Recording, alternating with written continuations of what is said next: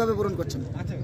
দেখুন, কোনো মানুষের যাওয়াটা ঘাটতি পূরণ তো সম্ভব নয়, কিন্তু এটা বলতে পারি একজন দক্ষ কার্যকর্তা ছিল। শুধু কার্যকর্তা নয়, এরকম রাজনৈতিকভাবে এত দক্ষ কার্যকর্তা, ইলেকশন পরিচালনা বা ইলেকশন ম্যানেজমেন্ট এটা এত সূক্ষ্মভাবে তিনি করতেন। এটা আমি আমার জীবনে, রাজনৈতিক জীবনে এটা বোধহয় প্রথম ব্যক্তি যাকে দেখেছি আমি উত্তর জেলা থেকে একদম দক্ষিণ জেলা পর্যন্ত 7টা বিধানসভার বিভিন্ন ইকুয়েশন, সেখানে রিজার্ভেশনই হোক, পঞ্চায়েত নির্বাচন হোক, পঞ্চায়েত সমিতি, জেলা পরিষদ বা বিধানসভা লোকসভা নির্বাচনে সেই বুথগুলোকে ম্যানেজ করা, সার্বিকভাবে বলতে পারি একজন দক্ষ কার্যকর্তা আমরা হারিয়েছি। এটা পূরণ হওয়া সম্ভব নয়। তো আজকের দিনে একটাই বলবো যে পরিবারের যারা রয়েছে তাদের প্রতি আমাদের সমবেদনা। আমাদের ভারতীয় জনতা পার্টি তাদের পরিবারের সঙ্গে রয়েছে। আর উনি যাওয়াটা ভারতীয় জনতা পার্টির জন্য একটা বড় ক্ষতি হলো।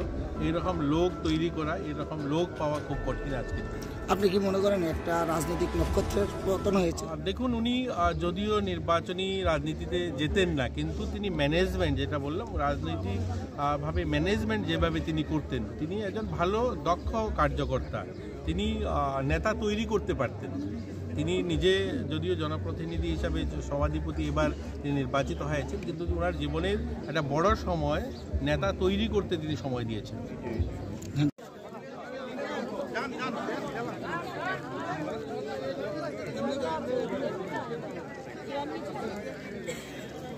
দেখি নিচে দেন, নিচে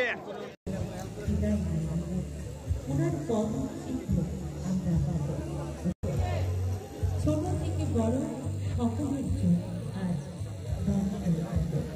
ছোট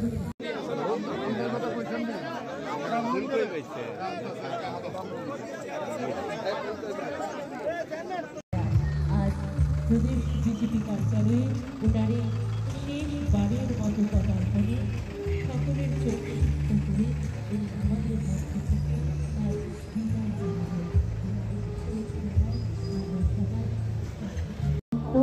সমগ্র রাজ্য, গোটা বহুলপুর, গোটা বাবুজিয়া, গোটা নরসিংগড় এলাকা আজ অশ্রু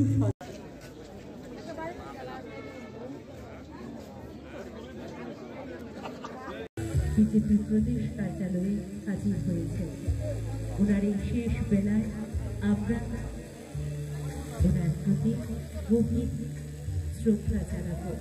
শোক সন্তপ্ত পরিবারের প্রতি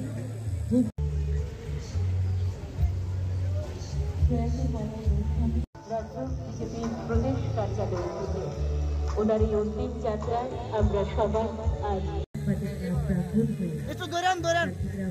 হয়ে